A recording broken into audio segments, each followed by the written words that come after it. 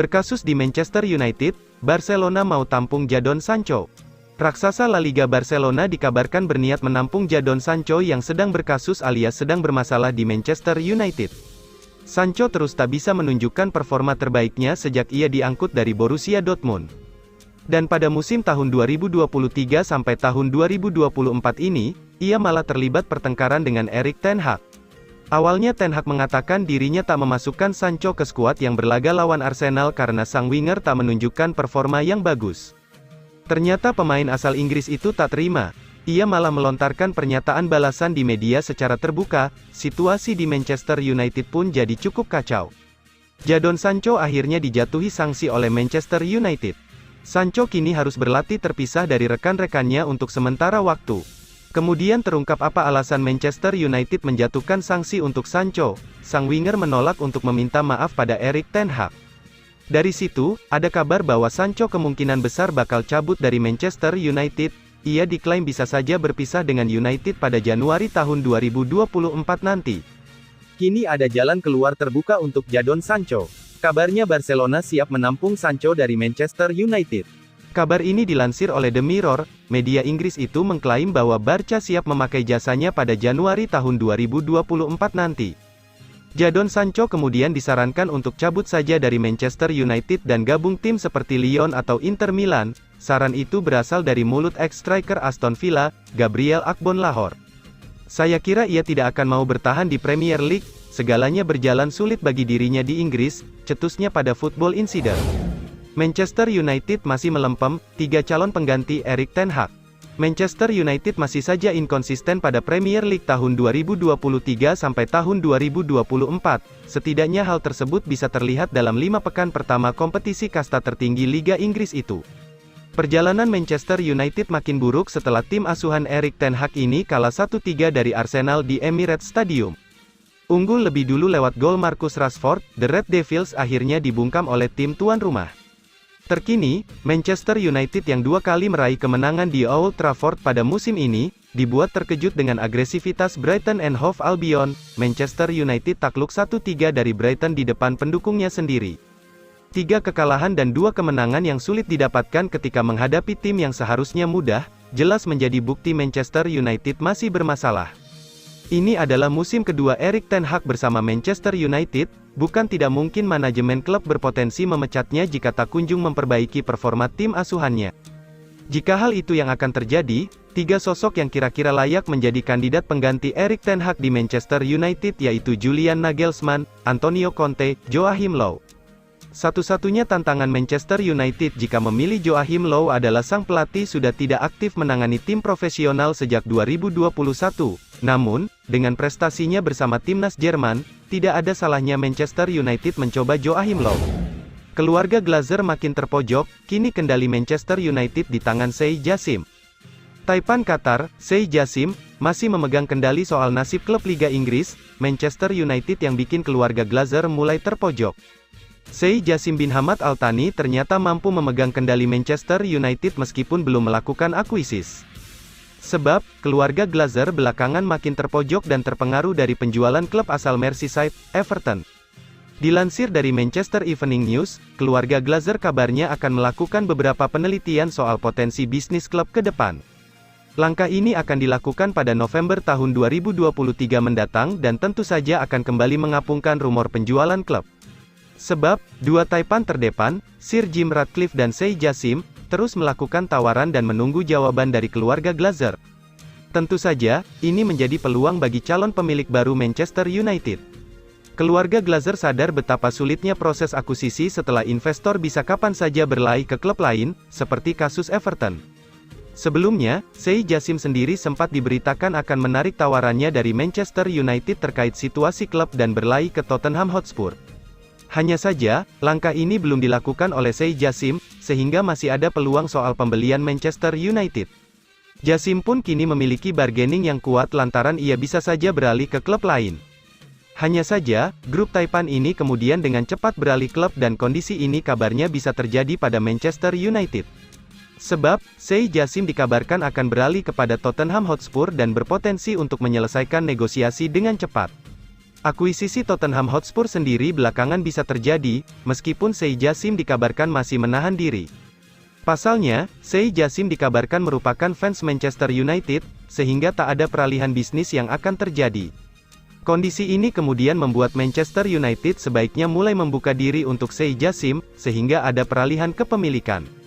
Keluarga Glazer sendiri harus mempertimbangkan apa yang terjadi pada Everton dan melihat apa yang terjadi pada Manchester United. Bola pun kini berada di kaki Sei Jassim yang tentu saja bisa segera mengambil alih kepemilikan Manchester United dari keluarga Glazer. Penurunan Manchester United belakangan mulai terlihat selepas kalah 3 kali dari 5 partai pertama Liga Inggris. Terbaru, Manchester United baru saja ditekuk oleh Brighton dengan skor 1-3 pada pekan ke-5 Liga Inggris musim tahun 2023 sampai tahun 2024. Jadon Sancho, kebiasaan jelek tidak boleh dibiarkan.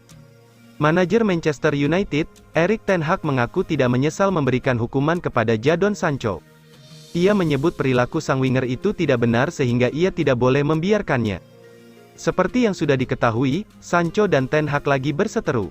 Sang winger kesal disebut tidak berlatih dengan benar di Manchester United dan ia menyebut ten Hag hanya menjadikannya kambing hitam semata.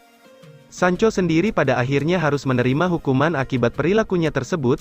Ia diskors dari tim utama Manchester United, di mana ia tidak boleh berlatih bersama rekan-rekan setimnya.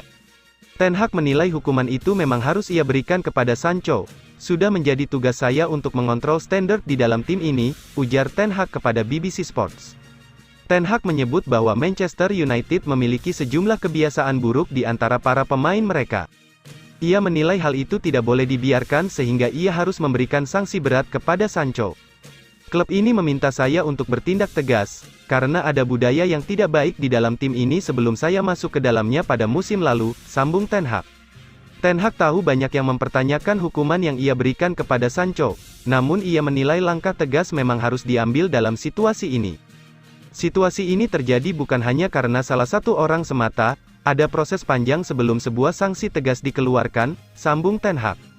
Jika staf atau pemain berperilaku kelewat batas, maka Anda sebagai manajer harus bertindak tegas, ia menandaskan. Situasi Sancho ini membuat Manchester United saat ini kekurangan winger kanan. Pasalnya Anthony juga harus menepi dari skuad Manchester United akibat kasus hukum yang menjeratnya, sehingga Facundo Pellistri jadi satu-satunya yang tersisa di skuad Manchester United saat ini. Manchester United kembali coba rekrut Benjamin Sesko. Klub Premier League, Manchester United nampaknya masih penasaran pada sosok Benjamin Sesko. Setan Merah dilaporkan masih mencoba untuk mendatangkan pemain RB Leipzig tersebut. Sesko merupakan ujung tombak RB Salzburg. Sejak musim lalu, ia menunjukkan ketajaman yang sangat apik di lini serang raksasa Austria tersebut. Manchester United dilaporkan sempat mencoba merekrut sang striker di tahun 2022 silam.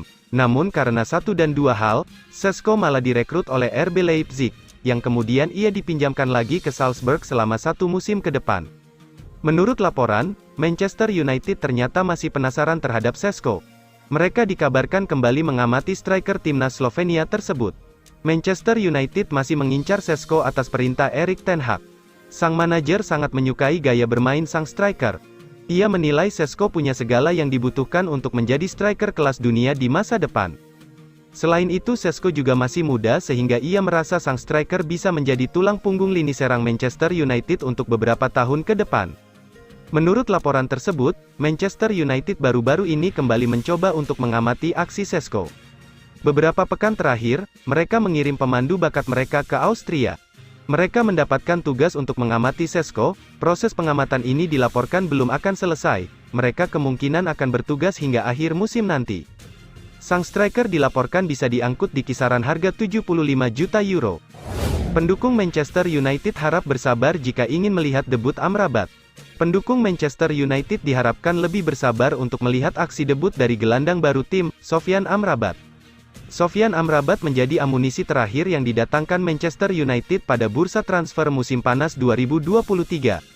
Keberadaan Amrabat diharapkan dapat memperkuat lini tengah Setan Merah untuk bersaing di musim tahun 2023 sampai tahun 2024. Para penggemar Manchester United jelas tidak sabar untuk melihat aksinya di atas lapangan mengingat reputasi sang pemain yang menonjol di Piala Dunia 2022. Sebagai gelandang bertahan, Sofyan Amrabat mampu tampil menawan di lini tengah timnas Maroko di Piala Dunia 2022 di Qatar lalu. Berangkat dari performa apik tersebut, Sofyan Amrabat menjadi rebutan tim-tim elit Eropa.